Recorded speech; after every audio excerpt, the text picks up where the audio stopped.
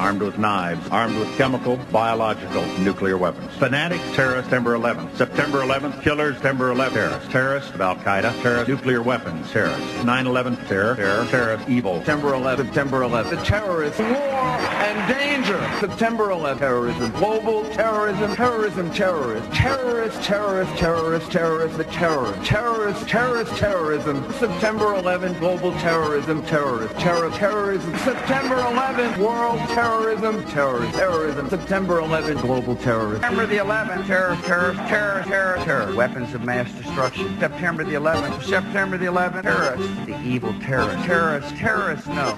Terrorism. The words are hypnotically repeated.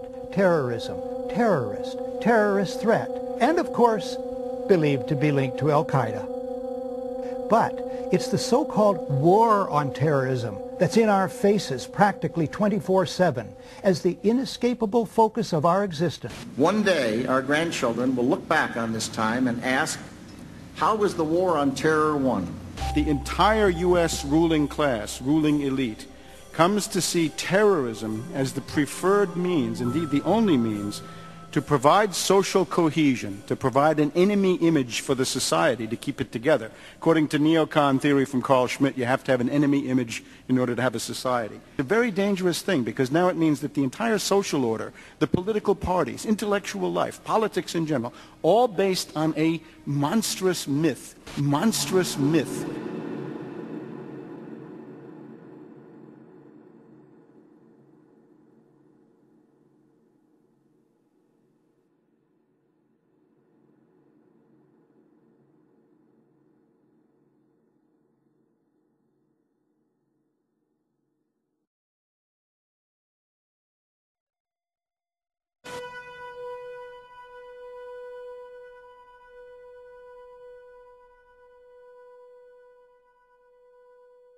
Look, the CIA has done in this country, what they've done to us is unbelievable.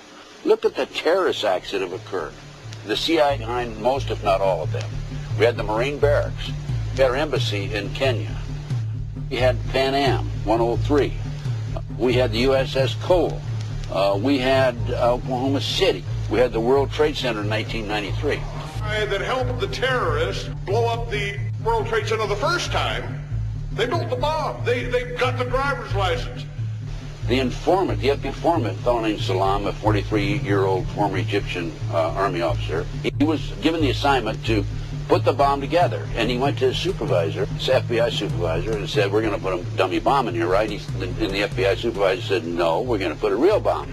The FBI actually carried out the attack on the World Trade Center in 1993. They actually hired Ahmad Salam and paid him $1 million and gave him real explosives, a detonator, and told him to build a bomb and to give it to the foolish people that he was controlling to allow them to attack the World Trade Center complex. Unfortunately for them, there were only 6 people killed, not enough to pass the legislation. So what happened is 2 years later, April 19, 1995, down comes Oklahoma City Murrah building, 168 people killed. 1 year later, the anti-terrorism legislation that takes away any of our constitutional rights and civil liberties is passed.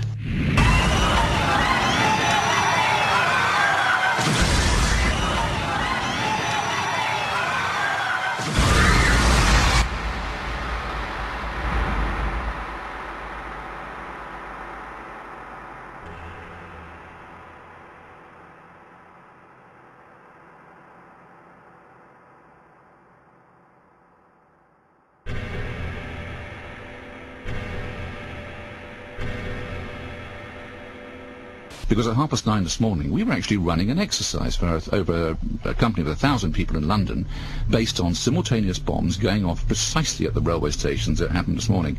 So I still have the hairs on the back of my neck standing upright. To get this quite straight, you were running an exercise to see how you would cope with this, and it happened while you were running the exercise? Precisely.